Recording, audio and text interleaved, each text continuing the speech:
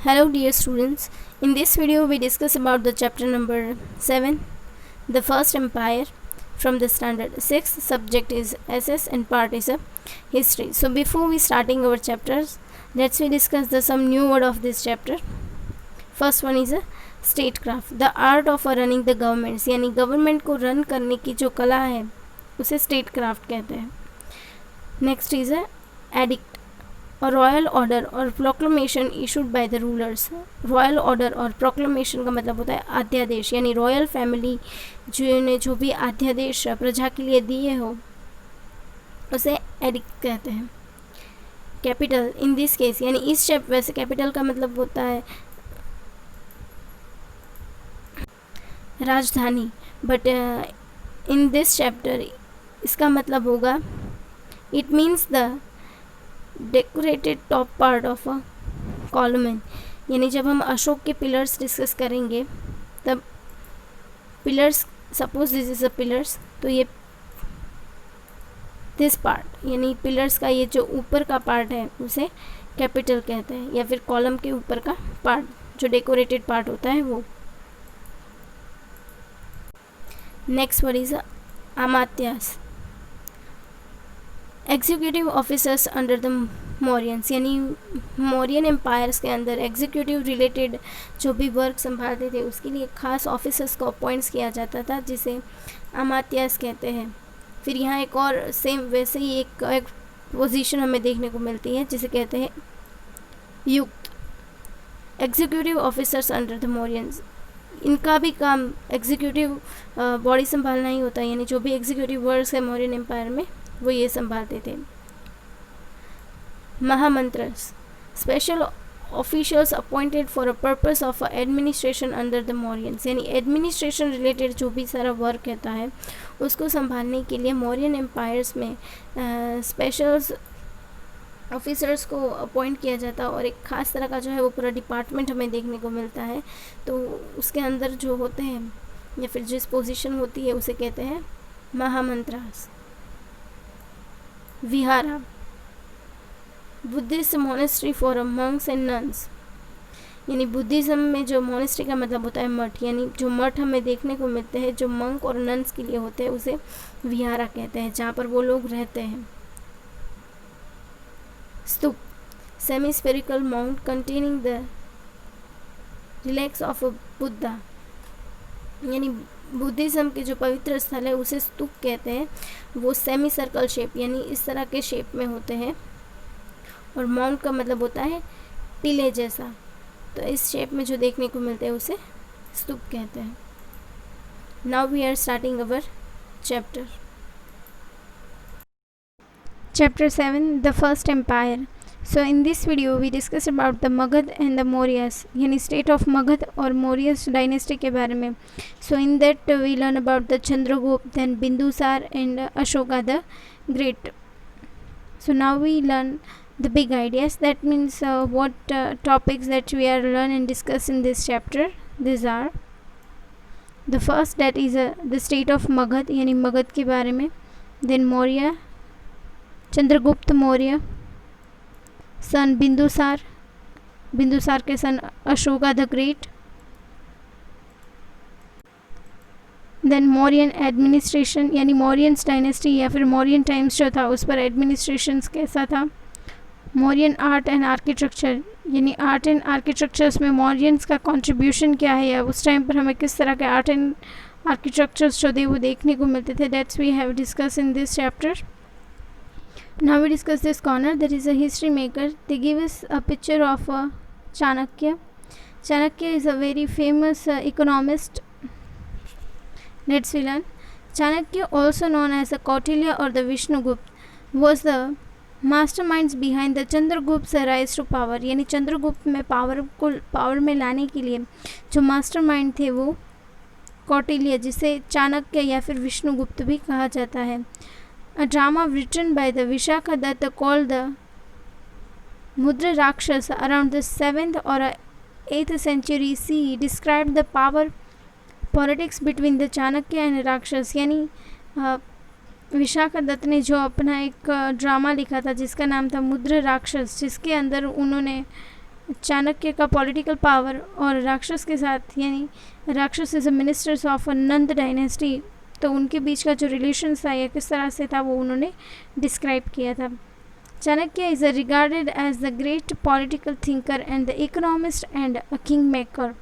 उन्हें king maker कहा जाता है क्योंकि चाणक्य ही थे जिनकी वजह से चंद्रगुप्त जो थे वो किंग बन पाएंगे.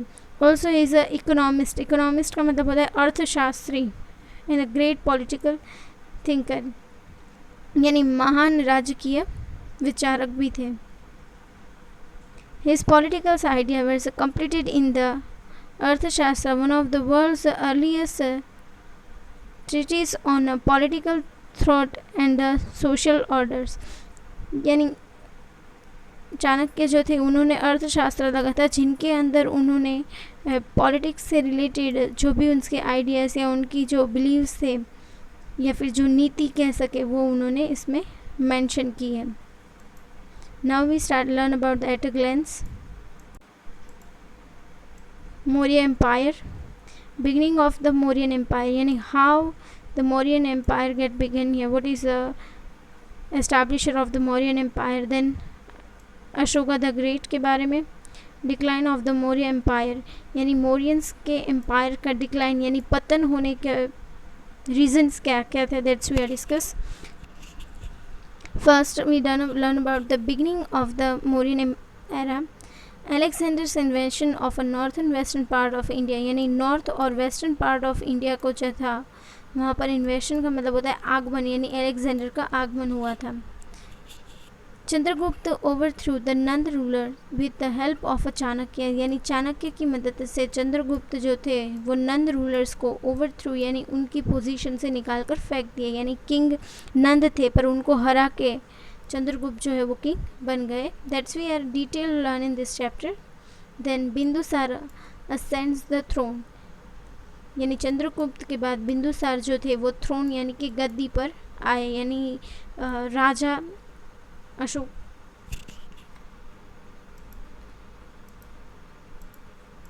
वो बिंदुसार बने.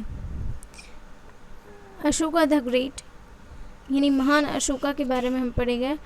अशोकास idea on society and governance, यानी अशोका के टाइम पर आइडियाज़ और गवर्नेंस कैसा था या फिर सोसाइटी जो थी उसके बिलीव्स किस तरह से थे, या अशोका के टाइम पर एडमिनिस्ट्रेशंस कैसा था, that's we are learn.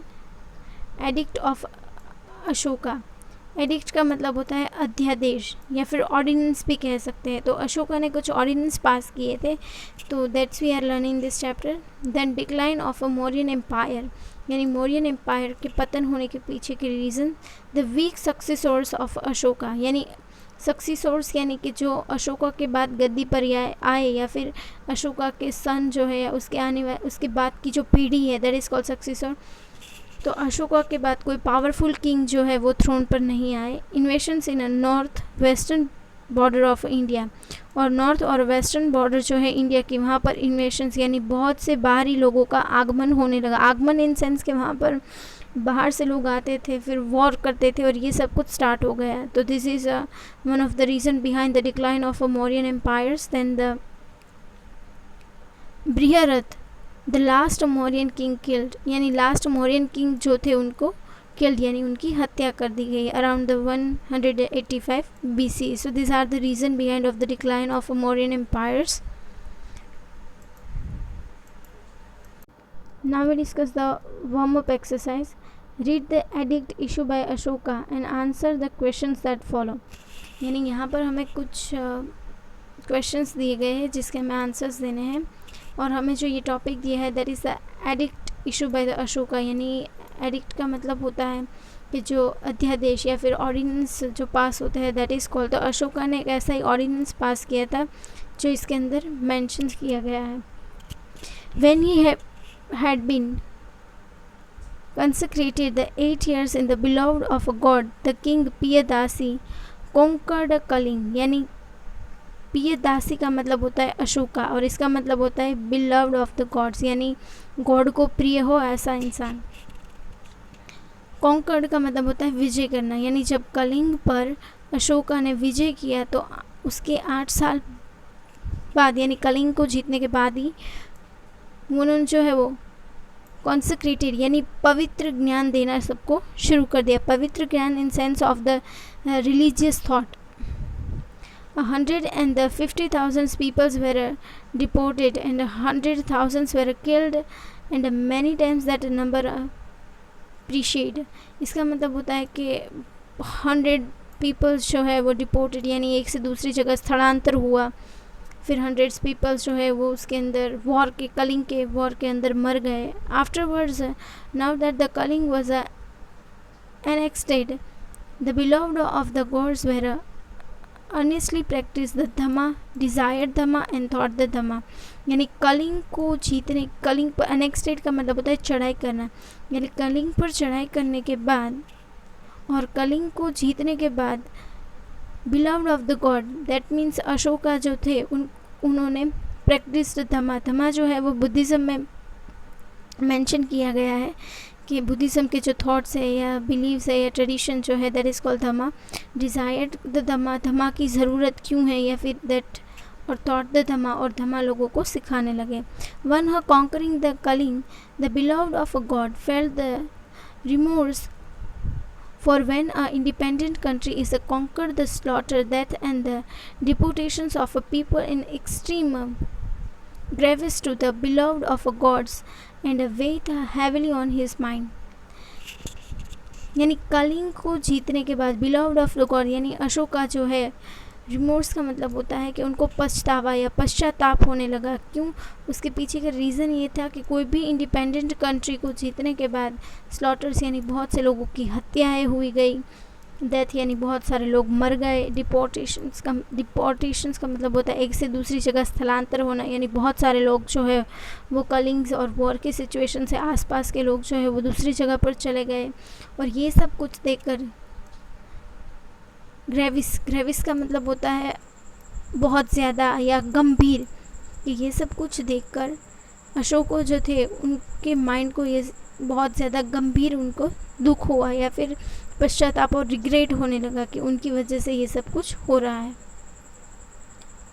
Major rock edict 13 translated by the Romila Thapar quoted Ashoka and the decline of the Mauryans. Romila Thapar जो थे उन्होंने अशोका की एक रॉक एडिक्ट जो है 13th वन उसको ट्रांसलेट किया था अपने एक वर्क में जिसका नाम है Ashoka and the decline of the Mauryans, यानी मौर्य एम्पायर के डिक्लाइंस के जो रीजंस हैं वो उनके ऊपर उन्होंने ये बुक लिखी थी। और ये जो हमने अभी एडिक्ट डिस्कस किया वो भी उन्होंने अपनी बुक में मेंशन किया है। What were the casualties of a Kalinga's war, यानी कलिंग की वॉर की वजह से कैजुअलिटीज़ यानी हमें क्या क्या देखने को मिला था, तो उसकी वजह से slaughters, death, deportations, 115 peoples were deported, thousands peoples were killed, and also the Ashoka grieves with rumours. How did Ashoka feel after the conquering the Kalingas, यानी कलिंग को जीतने के बाद अशोका कैसा फील कर रहे थे। So after the winning the and conquering the Kaling, Ashoka was not happy because of Ashoka's so many peoples are die, and he feeling the extreme rumors about that. The beginning.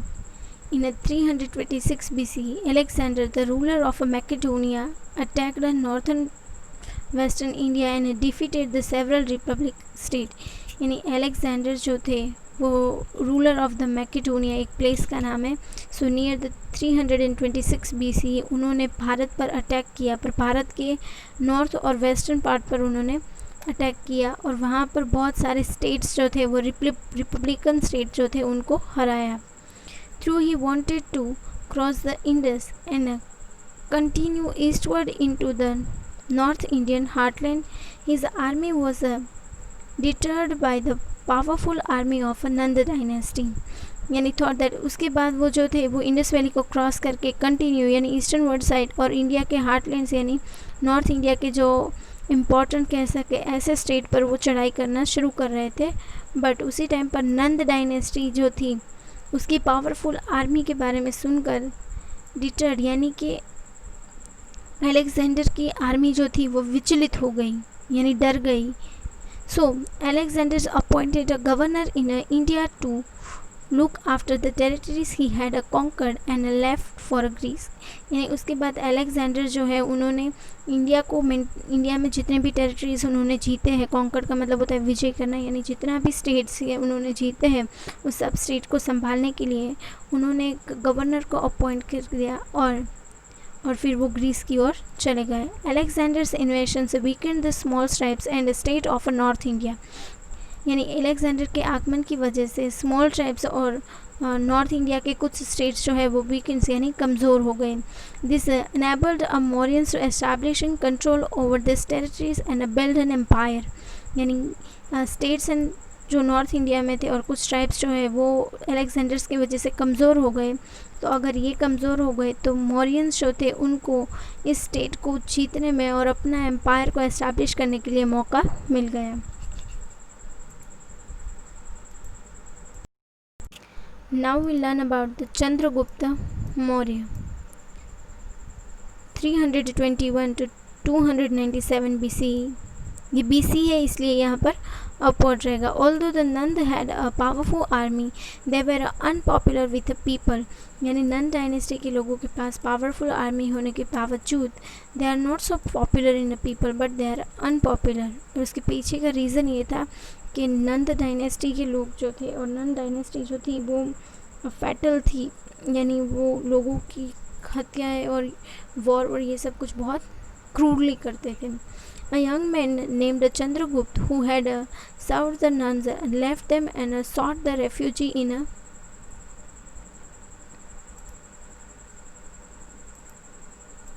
North west. यानी एक young man का नाम है चंद्रगुप्त जो served यानी नंद dynasty की सेवा कर रहे थे. सेवा इन सेंस उसकी आर्मी का पार्ट थे. लेफ्ट देम यानी उन्होंने छोड़ दिया और sought a refuge in the northern west. Refuge का मतलब होता है पनाह लेना या फिर सहारा लेना. तो वो नॉर्थ और वेस्ट स्टेट जो है वहाँ पर उन्होंने शरणार्थी बने. There he learn the art of a वॉरवेयर फॉर द ग्रीक्स. यानी नॉर्थ वेस्ट में जहाँ पर उन्होंने रेफ्यूज शरणार्थी बने थे वहाँ ग्रीक में उन्होंने वॉरफेयर यानी युद्ध कला जो है वो सीखी. It was here that the Chandragupta met a wise Brahman named the Chanakya और the कौटिल्य. और उसी के वक्त चंद्रगुप्त जो थे वाइस यानी एक अच्छे ब्राह्मण से मिले जिनका नाम चाणक्य या फिर उसे कौटिल्य भी कहते हैं. Chanakya to had been humiliated by the Nand king Dhanananda. और चाणक्य जो थे वो नंद डायनेस्टी के एक किंग थे जिनका नाम था धनानंद. उन्होंने उसको ह्यूमिलेटेड यानी कि सबके सामने उनका अपमान किया था चाणक्य का. He was impressed with Chandragupta and decided to train the young man in a statecraft. That means Chanakya जो थे वो चंद्रगुप्त से इम्प्रेस हो गए थे और डिसाइडेड कि उन्होंने निर्णय लिया कि वो यंग मैन यानी चंद्रगुप्त जो है उनको स्टेट क्राफ्ट यानी कि रनिंग ऑफ द गवर्नेंस यानी गवर्नेंस को कैसे रन करते हैं या art of running the governments जिसे कहते हैं वो उनको सिखाया. We already discussed about the Chanakya that Chanakya had a very powerful political alliance and also he is a great thinker in politics and also the social and the governance of a state. With Chanakya's help, Chandragupta Maurya overthrew the nuns in 321 BC and establishing the Mauryan Empire. यानी चाणक्य की मदद से चंद्रगुप्त जो है उन्होंने ओवरथ्रू the नंद यानी नंद dynasty को. ओवरथ्रू का मतलब होता है निकाल के फेंकना. तो उन्होंने नंद डायनेस्टी को निकाल दिया और मौर्य डायनेस्टी स्टार्ट की और मौर्यन एम्पायर वहीं से शुरू होता है. After consolidating his position in Magadh, Chandragupta conquer the Punjab and the other part of north India. Consolidating का मतलब होता है मजबूत. यानी चंद्रगुप्त मौर्य ने अपनी पोजीशन मगध में मजबूत बनाने के बाद पंजाब और अदर पार्ट्स जो है नॉर्थ इंडिया के वो कॉन्कर्ड यानी विजय प्राप्त किया. In the northern western, Chandragupta concluded a marriage alliance with the daughter of a Seleucus Nicator, Alexander Secundus. यानी नॉर्थ वेस्ट में चंद्रगुप्त जो थे उन्होंने एक मैरिज अलायंस यानी मैरिज गठबंधन से जुड़े, जिसके अंदर वो सेल्यूकस की डॉटर जो थी, और सेल्यूकस जो थे वो अलेक्जेंडर के जनरल थे, तो उसकी डॉटर के साथ उन्होंने शादी की. The territories covering now modern Afghanistan were given to Chandragupta through his marriage. यानी सेल्यूकस की बेटी के साथ मैरिज करने के बाद चंद्रगुप्त जो है वो उनको अभी का जो मॉडर्न अफगानिस्तान है वो उनको मैरिज में मिला. Chandragupta also conquered many areas in the south. His empire stretched beyond the Vindhyans up to the Deccan. यानी चंद्रगुप्त ने अफगानिस्तान को मिलने के बाद कॉन्कर्ड यानी और बहुत से एरियाज जो है उन पर विजय की, specially from the south empires. और साउथ में उनका एम्पायर स्ट्रेच का मतलब फैला हुआ था, तो विध्यान से लेके दक्कन तक. thus his empire extended from the Hindu Kush in the northwest to Bengal in the east and Himalayas in the north to Narbada in the south. यार इसी के साथ मौर्यन एम्पायर है वो बहुत ज़्यादा एक्सटेंड यानी कि फैलने लगा. तो कहाँ तक फैला? हिंदू कश जो है वो नॉर्थन साइड में सिचुएटेड है, वहाँ से लेके बंगाल इन ईस्ट तक, फिर Himalaya that is a part of a north to लेकर नर्मदा इन साउथ तक. This is a great empire जो है वो चंद्रगुप्त मौर्य ने एस्टैब्लिश किया था. Chandragupta probably reign for the 24 years. Reign का मतलब होता है शासन करना, यानी चंद्रगुप्त जो थे उन्होंने प्रोबेबली 24 ईयर्स तक शासन किया.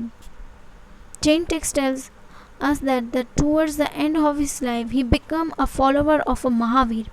यानी कुछ जैन टेक्स्ट के अंदर हमें ये देखने को मिलता है कि चंद्रगुप्त मौर्य ने अपनी लाइफ के अंतिम क्षण यानी एंड ऑफ हिज लाइफ यानी जब उनका जीवन ख़त्म होने वाला था तब वो महावीर यानी जैन के फॉलोअर्स बन गए, महावीर स्वामी.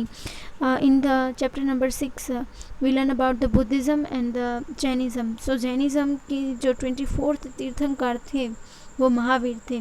सो चंद्रगुप्त जो है वो end of his life become the follower of a Mahavir.